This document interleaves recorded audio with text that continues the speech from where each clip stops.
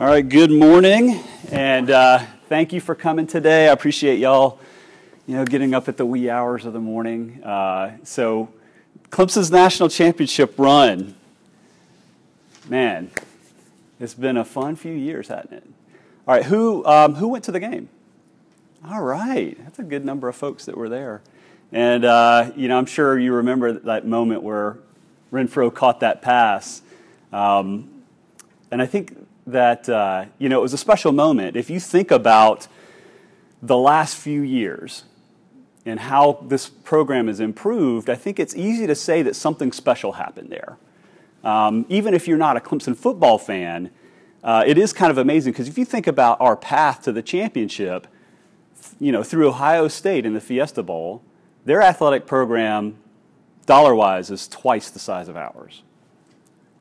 Alabama, and I read all this on the internet, so it has to be true, right? So Alabama's athletic program is, like ours is 60% of theirs dollar-wise. So you've got to think, okay, we're certainly not the paupers of college athletics, but we did a lot with comparatively limited resources. So even as an outsider, you have to say, wow, something interesting happened here. What can we learn from this, and what can we apply to our lives and our finances? So, when we say greatness is for everyone, Dabo said that, kind of in his victory speech at Death Valley after we won. I think, when I was researching this, I saw something online where there was an Alabama fan, and maybe he was a little chafed, but he said, how could greatness be for everyone? Because if everyone was great, it would just be average. It's like, okay, I get that. But I think really we all know what Dabo meant. What's more accurate is that greatness is accessible by everyone. We all have that potential to do great things in our lives, and I think we all know that intuitively. But there's a catch. Greatness is accessible by everyone, but you have to decide to be great.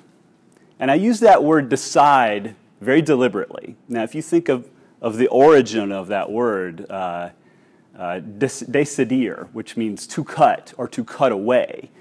So when you decide to do something great in your life, or you've got something in your life that you want to create, and you decide to pursue it, you have to cut away the things that don't support that.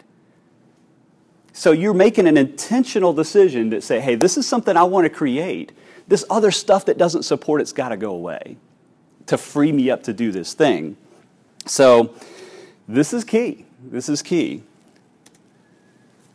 So when you're thinking about this life that you want to create, whatever it is, big or small, this thing that you're trying to bring to the world, why do you want to do that? You got to be in touch with your values, what's important to you when this quest for greatness kicks off.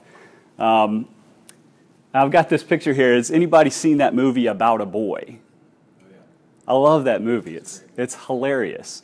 But it's very poignant in a lot of spots. There's one moment in the movie that I love where the main character, Hugh Grant's character, says, by all accounts, I've had a comfortable life. The thing was, it didn't mean anything. So I think we all kind of want to have that connection to meaning in our lives. What are you building? Is it something as simple as, hey, I want to raise a son and send him to college and make sure he goes into the world a good man? Could it be something as big as, hey, I want to feed and employ all of Atlanta's homeless? It could be something that audacious, but it's got to be connected to what's in here, right? If you connect to what you want to bring to the world, that's going to allow you to access that greatness that we're talking about.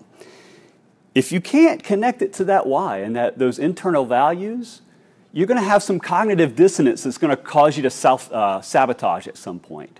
You're going to blow yourself up. If you're not really, truly connected to what you're trying to do, it's going to come out at some point. You're going to limit yourself. So that's something to think of. And, back to that quote that from the movie, where Hugh Grant says, I've had a comfortable life. One thing I also want to say is greatness and growth doesn't go with comfortable. There's nothing comfortable about creating in the world. There's nothing comfortable about greatness. Now, if you think about Clemson's national championship run, do you think it was comfortable, all the work that those guys did when they got up at dark 30 in the morning to go train and go be the best? No, absolutely not. So, quick story from my own life. You know, I was certainly going through, well, I've been through lots of changes over the last few years. And there was one particular moment when I was just grappling with this comfortable notion. You know, I was thinking, well, do I live here? Do I live there? What do I want to create for my life? And I was at a beer festival, and I was talking with this random guy, and I'm like, well, I could live here. You know, it's so convenient. And the guy looked at me and said, hey, beauty is rarely convenient. I said, wow, how much have you had to drink? How much have I had to drink? But that moment stuck with me. He was absolutely right. Beauty is rarely convenient. So if you're trying to create something beautiful in your life, you just got to realize it's not going to be convenient. It's not going to be easy. So my number one takeaway here in Clemson's national championship run, and I love this, lesson one. I've got this picture of young Dabo here on purpose. It's only unthinkable if you don't think it. Now, that's kind of a Yogi Berra in a little ways. You're like, so if it's not thinkable, it can't be thought of kind of thing. So, but I think we all know what he's talking about again. So it's about preconceived ideas about what's possible and what's not possible, right? So I think when Dabo took over this program, back when he was kind of young looking, probably younger than I am right now, right? He didn't subscribe to that belief that I think a lot of people had that Clemson's football program couldn't be perennially elite. I think, even a lot of fans kind of thought, all right, maybe we could have a few good years every once in a while.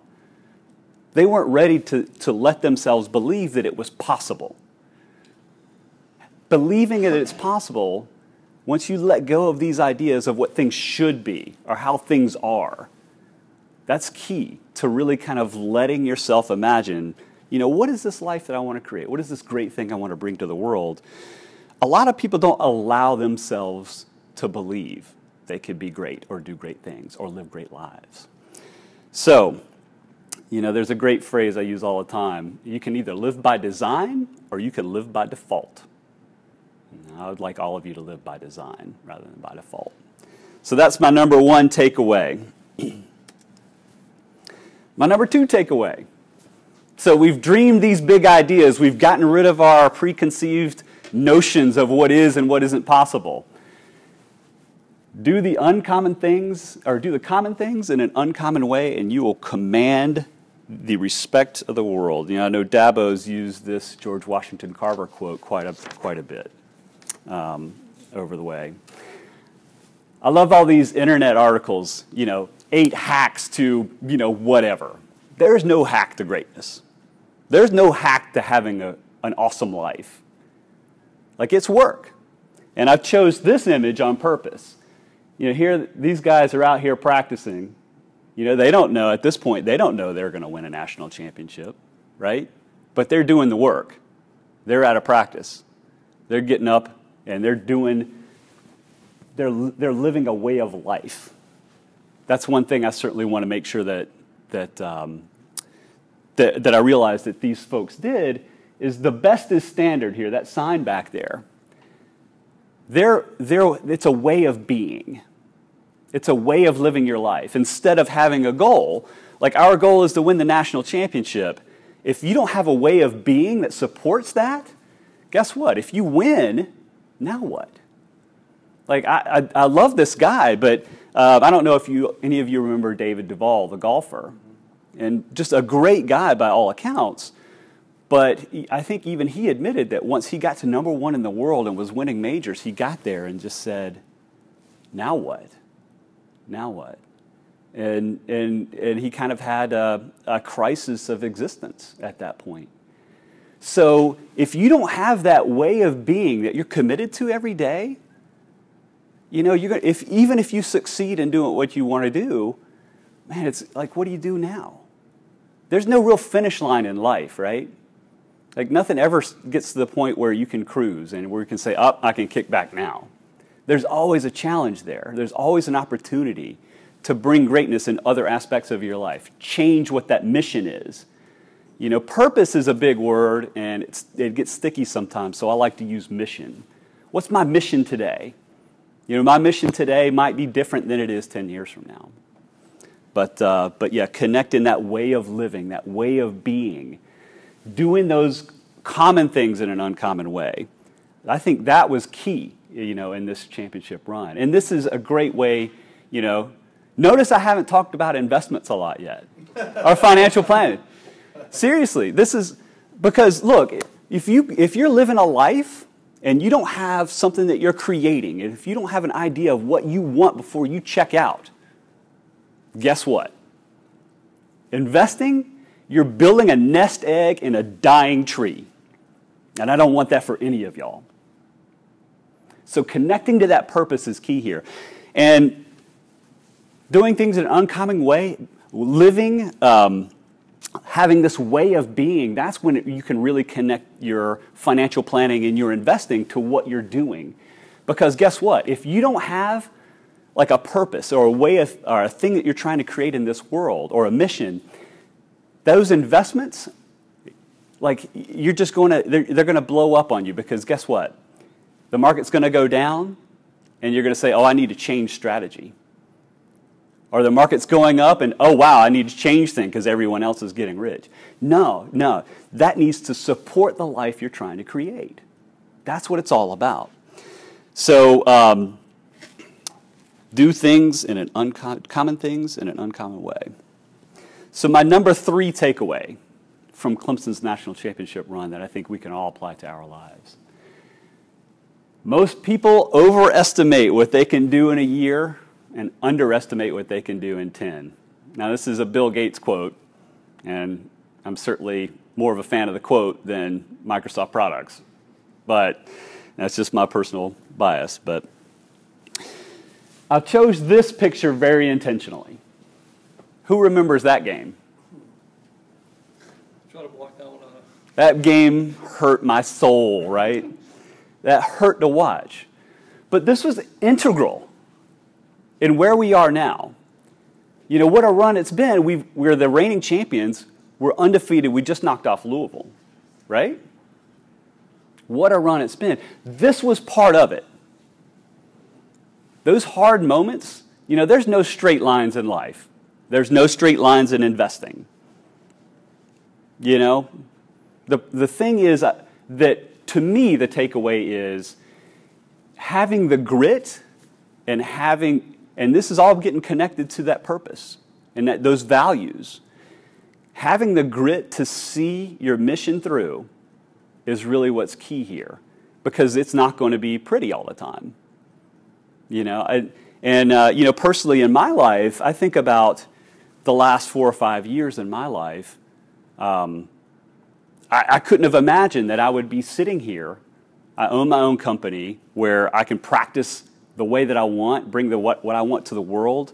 I've got the flexibility to work anytime, anywhere in the world. And I'm having fun doing it. But 5 years ago, I'd have thought you were crazy if you told me I would be here today. But it's 5 years, and we're talking 10 here. But guess what? I had these moments along the way, you know, because I was daring for greatness. It's tough. So having that wherewithal to get through these moments that hurt so bad, I think that's key number 3 that we can take away from Clemson's championship run, because, you know the game day in 2011 where FSU played us, and that was ugly. You know? What year was this? I think that was 10, the Orange Bowl. That was tough. So those are my 3 takeaways. So who are you to dare greatly, to be great? You know, you think of greatness, and it's an intimidating word. You know, if not you, then who? If you've got something that's in your heart that you feel like you need to bring to the world, If you're not going to do it, then who is? You know, we are tied to, as Clemson alums, we're tied to this idea of greatness. You know, it's in the alma mater where the Blue Ridge yawns its greatness, right? And this is a great community, and we all know it. And there's no reason that each of us can't bring some of that greatness to the world. It could be a big way, it could be a small way, but whatever that you have to do in this life, I hope that you dare to do it. So, my wishes for all of you. I wish that you think the unthinkable, that you dare to be great. I wish that, number 2, you do the common things in an uncommon way. You live uncommonly. Number 3, I wish that you have the grit when you do this to see it through.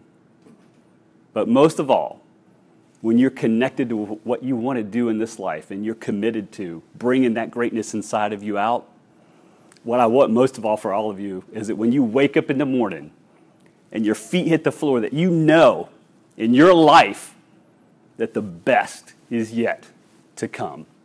Thank you.